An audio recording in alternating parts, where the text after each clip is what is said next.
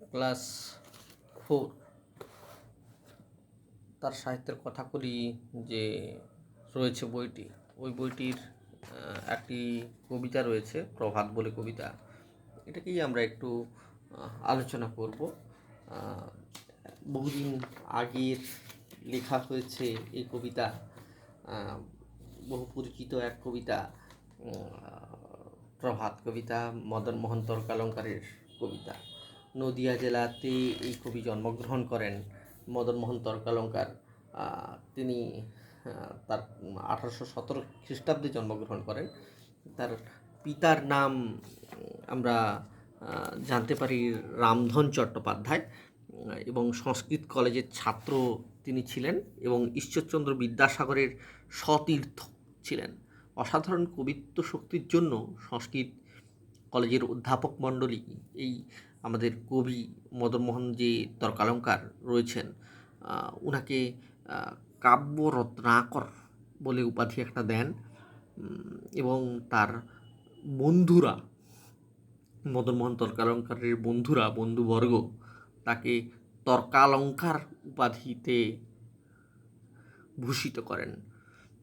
Actually তার পদবী, তার বাবার নাম আমি বললাম রামধন চট্টোপাধ্যায়, তো চট্টোপাধ্যায় তার পদবী, কিন্তু তার উপাধি তিনি পেয়েছিলেন এটা তর্কালঙ্কার। তো ছাত্র অবস্থাতেই তিনি রসতরঙ্গিনী এবং বাসবদত্তা নামে দুটো বই রচনা করেন। ফোর্ট উইলিয়াম কলেজ যে শিক্ষকতা করেন, কৃষ্ণনগর কলেজে শিক্ষকতা করেন। 1855 খ্রিস্টাব্দে ডেপুটি ম্যাজিস্ট্রেটের পদে উত্তীর্ণ হন। তারপর কলকাতায় সংস্কৃত যন্ত্র নামে মুদ্রা যন্ত্র স্থাপন করেন। এরকমভাবে তিনি বই তো লিখেছেন। তিনি মেয়েদের প্রকাশ্য বিদ্যালয়ে শিক্ষালাভের যথেষ্ট বাধা ছিল যে আগে, সেটাকে তিনি বিনা বেতনে মেয়েদের বাল্যশিক্ষা, বালিকাদের যে শিক্ষা দেওয়ার জন্য ব্যবস্থা করেন। তিনি শিশু শিক্ষা বই রচনা করে শিক্ষার্থীদের মোটামুটিভাবে তিনি পাঠ্যপুস্তকের যে অভাব, সেটাকে তিনি একটু দূর করতে সক্ষম হয়েছিলেন এই কবি মদনমোহন তর্কালঙ্কার। এখানে তার সম্পর্কে রয়েছে, এবং 1858 খ্রিস্টাব্দে তিনি মারা যাচ্ছেন।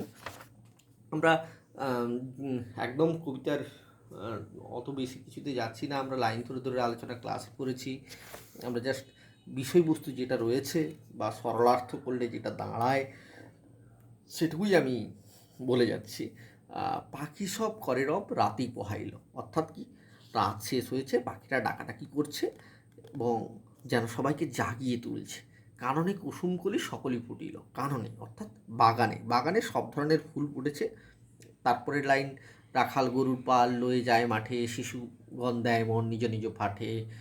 এই যে পুরো অংশটার আমি জাস্ট গদ্যরূপটা বলে দেওয়ার চেষ্টা করছি।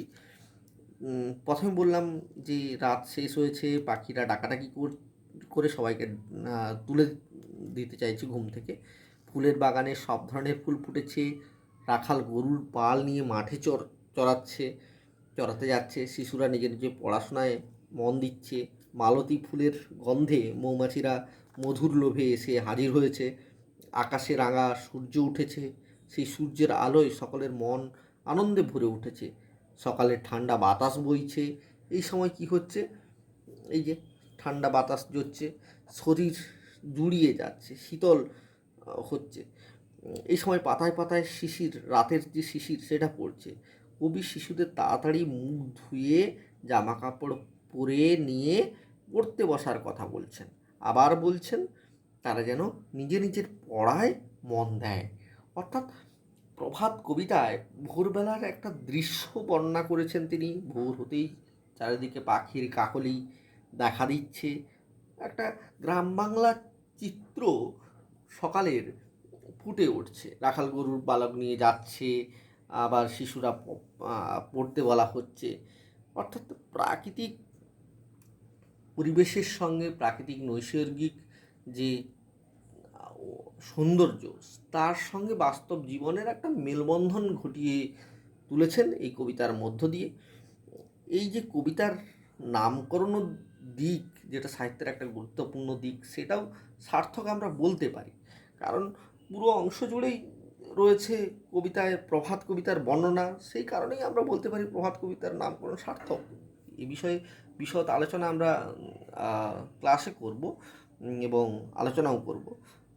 এখানে কিছু শব্দার্থ রয়েছে যেটা তোমরা লক্ষ্য করতে পারো। সমস্ত শব্দার্থগুলোই মোটামুটিভাবে এখানে বইতে দেয়াই রয়েছে। রবি মানে সূর্য, লোহিত মানে লাল, করহ নিবেশ মানে মন দাও বা পড়াশোনায় মন দাও। এই কবিতায় বেশ কিছু শব্দ আছে যেগুলো কবিতাতেই ব্যবহার। রাতি, রাতি মানে কি? রাত্রি। আর হচ্ছে সকলই মানে কি? সব কিছু। লয়ে, লয়ে শব্দটা আমরা পেয়েছি। লয়ে মানে কি? নিয়ে। এই যে লয়ে যায় মাঠে, হ্যাঁ, লয়ে, লয়ে মানে নিয়ে যায় মাঠে। আবার কয়েকটা ফুটিল, অর্থাৎ ফুটলো। পোহাইলো মানে পোহালো। জুটিল মানে জুটলো। আবার উঠিল মানে উঠলো। করহ মানে করো। এই যে শব্দটা পেয়েছি আমরা। এখানের আমরা আরও একটু কথা বলে নিই। বেশ কিছু অর্থ রয়েছে, এগুলো তো আমরা আলোচনা করলামই। রাখাল বালক কাদের বলে? যারা গরু নিয়ে মাঠে চড়ায় তাদেরকেই রাখাল বালক বলে। আর বিষয়বস্তু আমাদের ভালো করে জানতে হবে এবং যে অর্থগুলো রয়েছে, নিশি শব্দের অর্থ আমি আগেই বলেছি, রাত্রি। বাক্য রচনাগুলো আমাদের করতে হবে। লোহিত মানে লোহিত মানে লাল, আমরা আগেই জেনেছি। ভোরে লোহিত বর্ণের সূর্য ওঠে। সৌরভ অর্থাৎ ফুলের সৌরভ চারিদিকে ছড়িয়ে যায়। শীতল রয়েছে, ভোরের শীতল বাতাস শরীর জুড়িয়ে দেয়। শিশির, আর রাতের বেলা